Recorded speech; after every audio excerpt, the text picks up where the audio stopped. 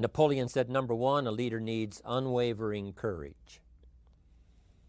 And I don't know if I totally agree with the unwavering part of this or not, because sometimes our courage does waver a little.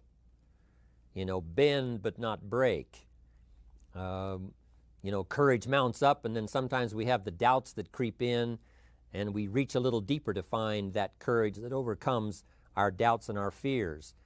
So I would probably debate a little bit with Napoleon on this unwavering courage, because sometimes courage does waver. But as long as it stays, as long as in the end there it is to serve you, the courage to do what you didn't think you could do, the courage to step into territory that might be a little unfamiliar, the courage to talk to somebody you don't know, the courage to attempt conducting a meeting, the courage to give your first testimonial, the courage to solve problems you couldn't solve before, that kind of courage.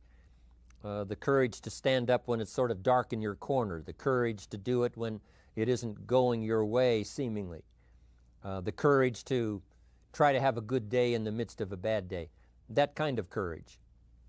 Wavering a little at times, yes, because we all have doubts that attack us. We all have small fears that creep in.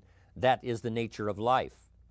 But that's what faith is all about. That's what courage is all about, to serve us when our doubts will not serve us well. Faith to overcome fear and courage to overcome our doubts. But that is a good quality, a good attribute for a leader, and that's unwavering courage.